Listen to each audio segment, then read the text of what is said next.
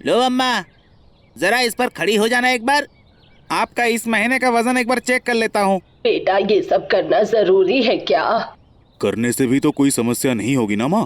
देख ही लो ना, body weight maintain करके चलने से अच्छा होता है।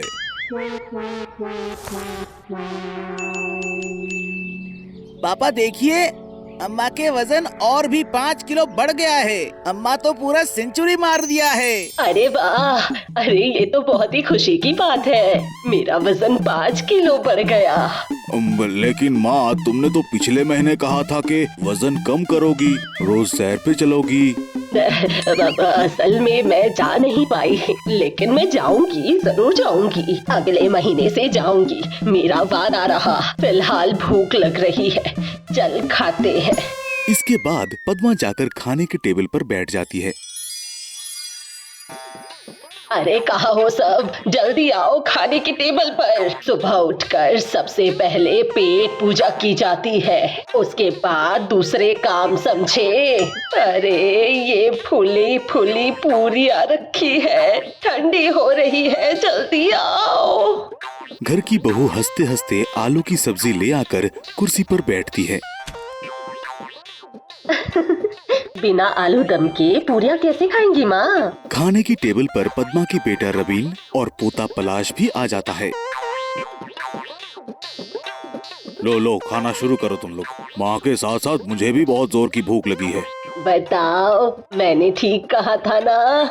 सभी मुस्कुराते हुए खाना शुरू करता है।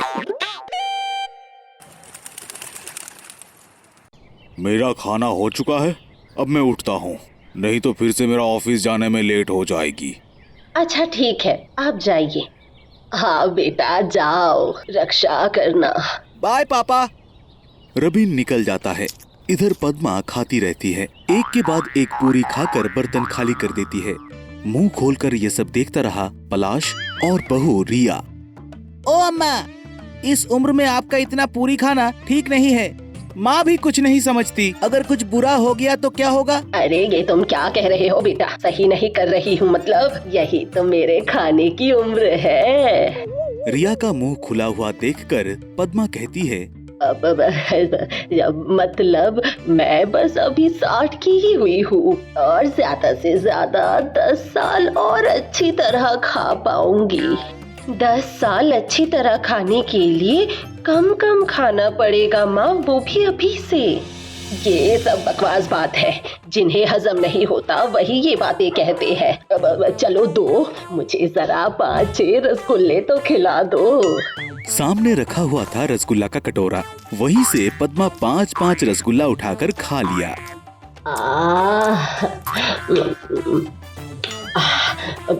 अब मिली शांति। चलो अब मैं उठती हूँ बहू, और तुम जरा धीरे धीरे सारे काम निपटा लेना। मैं चलती हूँ, जाकर आंगन में धूप में अचार दे देती हूँ और आकर सब्जी काट दूंगी। पद्मा चली जाती है। पलाश उसकी माँ को कहता है, माँ, इस उम्र में आकर अम्मा का इतना खाना खाना उनकी सेहत के लिए अच्छी बात नहीं है।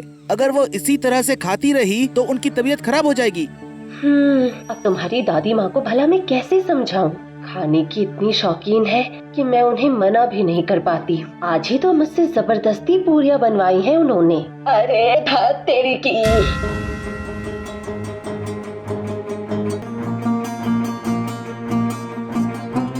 अरे ये क्या, चेयर टूट कैसे गई? अरे धत धत धत धत धत। आजकल के चेयर में तो पहले जैसा दम ही नहीं है, हाथ लगाओ तो बस टूट ही जाती है। पलाश अपने मुंह पर हाथ रखकर हंस पड़ता है। कुर्सी तो मजबूत ही था अम्मा, आपकी वजन बहुत बढ़ चुका है।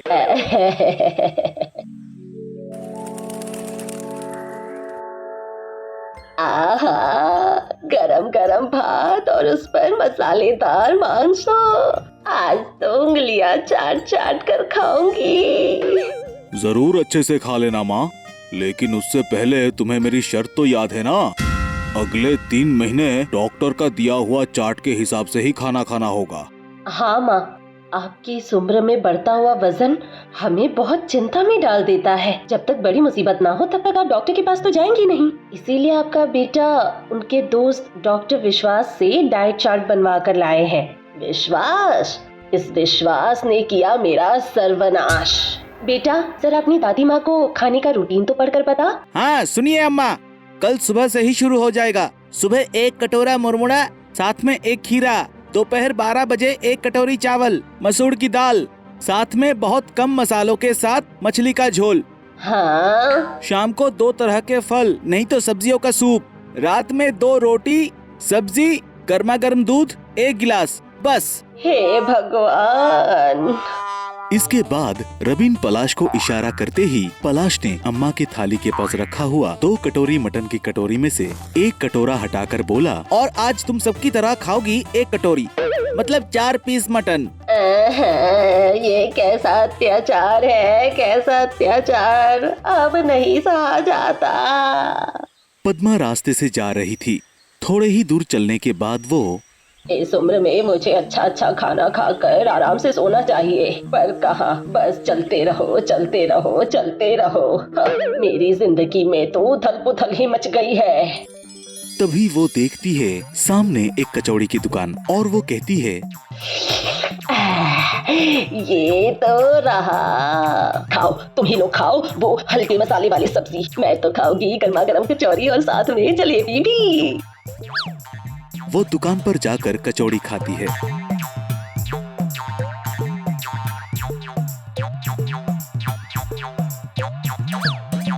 पास के दुकान में से छाछ भी पीती है। उसके बाद पैसे देकर फिर से चलते चलते घर लौट जाती है। रिया पद्मा के कमरे पर चाय लेकर जाती है। ये लीजिए माँ, आपने कहा था ना थोड़ी चाय पीनी है, तो लीजिए आपकी चाय और बिस्किट।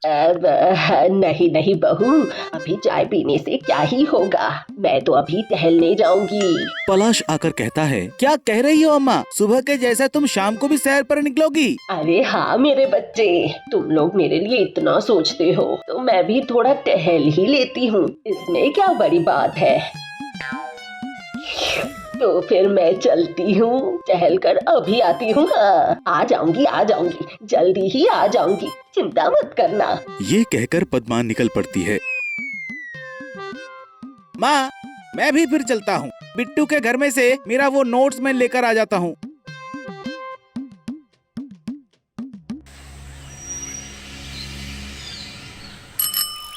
आधे घंटे बाद पलाश साइकिल चलाते हुए रास्ते से लौटते वक्त अचानक दूर से देखता है अम्मा एग रोल की दुकान के सामने खड़ी होकर एग रोल खा रही थी।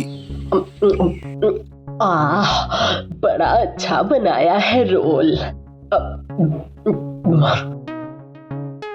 ये लो पैसे। पैसा चुकाकर पद्मा फिर से गोलगप्पे की दुकान पर जाती है और खाना शुरू करती है।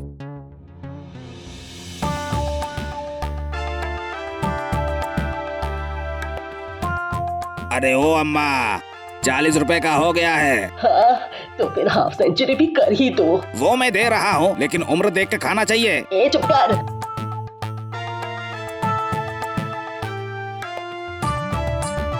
वो गोलगप्पा खाकर घर लौट जाती है। पलाश सब कुछ देखता है। वो भी घर लौटता है दूसरे रास्ते से।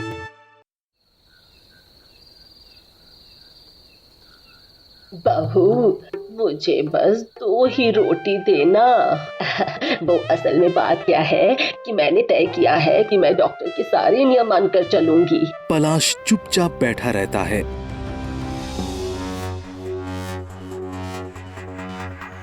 पद्मा खाना खाकर अपने कमरे में सोने के बाद पापा, मम्मी, सुनो। पलाश अपने माँ बाप को सब कुछ बता देता है।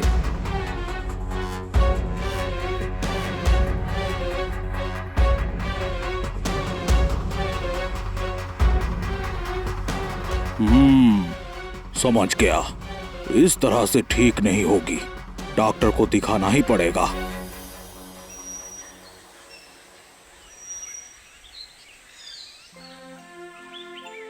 अगले दिन डॉक्टर विश्वास घर में आता है और पद्मा को चेकअप करता है।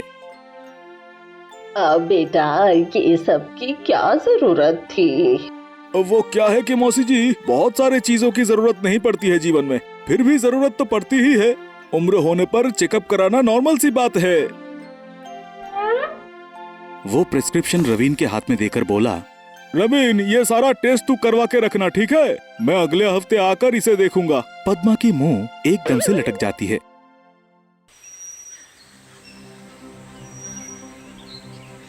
घर के अंदर सभी चुपचाप बैठे थे। रिपोर्ट पढ़कर डॉक्टर विश्वास कहता है, मौसी जी कार्डियोवैस्कुलर बीमारी से पीड़ित है। क्या स्कूटी कूलर क्या? कार्डियोवैस्कुलर है मौसी जी। हद से ज्यादा तला भुना खाने से और मोटापा आने से इंसानों को ऐसी बीमारी होती है। और भी बहुत सारे समस्याएं हैं आप में, जिसके वजह से आपकी आयु बस और 2 महीने। हे भगवान! ये सुनकर सबका चेहरा लटक जाता है। अगले दिन सुबह रिया ने एक थाली पूरी और सब्जी पद्मा के सामने लाकर रखती है। ये लीजिए माँ, आपकी पसंद का नाश्ता बनाया है, लीजिए खा लीजिए।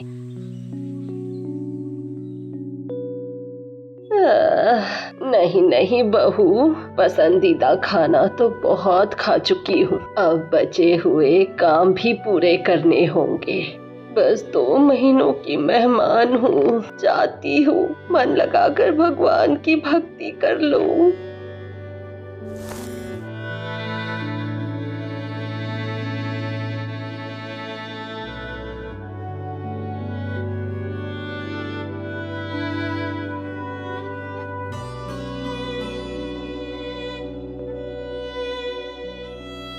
लाओ बहू, मैं बाजार कराती हूँ। हमेशा तो तुमसे फरमाइशें ही की है मैंने, आज अपने हाथों से बनाकर खिलाऊं सबको। पद्मा रिया के हाथ से बाजार लाने वाली थैली लेकर बाजार चली जाती है, जिसे ताज्जुब होकर घरवाले देखते रहते हैं। बाजार से लौटकर पद्मा अपने कमरे में बैठी थी।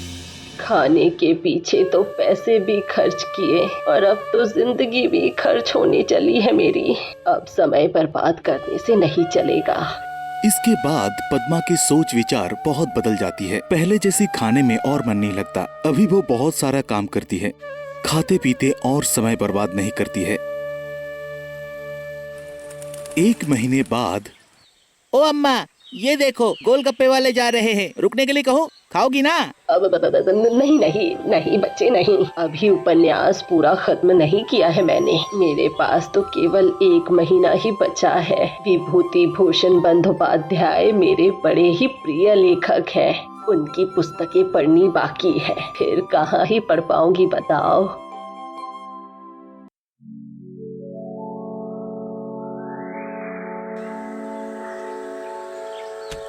अम्मा आओ, आपकी वजन थोड़ा चेक कर लेता हूँ। अच्छा ठीक है बेटा, मुझे अब किसी भी चीज की कोई आपत्ति नहीं। पद्मा वेट मशीन में आकर खड़ी हो जाती है। वजन दिखता है 70 केजी। पलाश खुश होकर कहता है, देखा अम्मा, आपकी वजन तो बहुत कम हो गई है। वजन के साथ साथ मेरी उम्र भी कम हो गई है।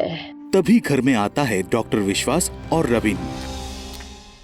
और एक खुशखबरी है मौसी जी, मुझे लगता है आपके हाथ में अभी भी बहुत समय बचा है। आखिरी बार के बाद परसों के एक टेस्ट रिपोर्ट में मैंने देखा आपने बहुत रिकवर की है और आश्चर्यजनक रूप से एक मिरेकल हुआ है।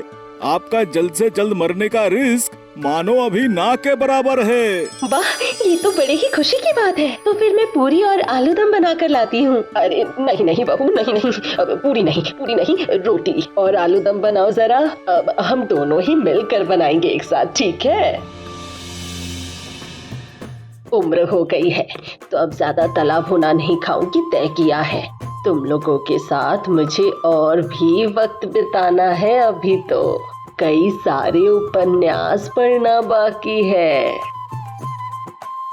पलाश जाकर अम्मा के गले लगता है। इधर एक दूसरे को देखकर छिपकर मुस्कुराते हैं रवीन, रिया और डॉक्टर विश्वास।